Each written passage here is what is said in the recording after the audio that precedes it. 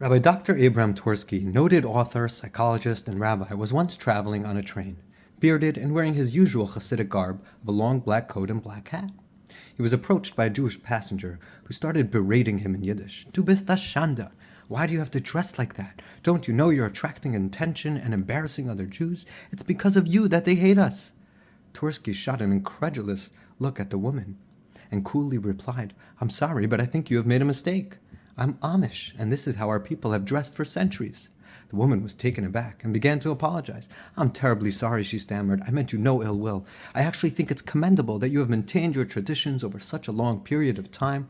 Twersky abruptly cut her off and pointedly remarked in Yiddish, so if I was Amish, it would be totally acceptable, but because I'm Jewish, it's a problem? There's a powerful lesson in this story that is on display in the Pesach story. The difference between a slave and a free man is not in how long or how hard they work. It's their control over time that marks the essential difference between slavery and freedom. One of the most iconic Jewish foods is matzah, the unleavened flatbread we eat on Passover. But why do we eat it on Passover? When the Jewish people were leaving Egypt, they left in a great hurry. The dough had no time to rise, and so they were left with matzah, flatbread. The commentaries note that there are 3 places in the Torah that this same language of haste is used, chipazon. The Jewish people were told to eat their Pesach lamb in haste.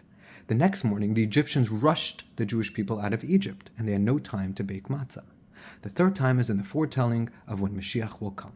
Lo bechipazon, we will not rush out to the era of Moshiach. It will not be in haste, but rather calmly and with serenity. What is the fascination with time management? Why are we focused on how rushed we were out of Egypt? And what is the significance of Moshiach not being in haste? When do people rush?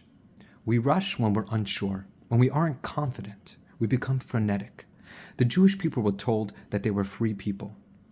But the years of slavery, abuse, and oppression had taken its toll. You can take the Jews out of Egypt, but to take Egypt out of the Jews is a longer process. The Jewish people needed to rush out of Egypt because if they wouldn't rush, they would waver in their resolve. They would want to return. The Egyptians picked up on the Jewish people's lack of resolve. However, the plagues had already taken their toll, and so the Egyptians wanted out. Therefore, they chased the Jewish people out. But they themselves were unsure. They still saw the Jewish people as their slaves because the Jewish people still didn't see themselves as free. That is why they eventually chased after them, only to drown in the Red Sea. They had to rush the Jewish people out.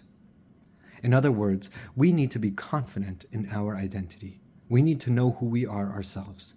When we are strong and sure of who we are, we won't need to rush. This is why when it comes to Moshiach, we will not be in haste. The entire process of exile, ultimately leading to the final redemption, is an exercise in finally being confident and sure of who we are. It's when we stop being apologetic, when we stop doubting who we are, that we can truly transform the world around us. Moshiach energy is our calm confidence in our mission. Moshiach energy is becoming comfortable with who we are and fully immersing ourselves in our identity so that we can impact and fully transform the world around us and usher in the time of Moshiach.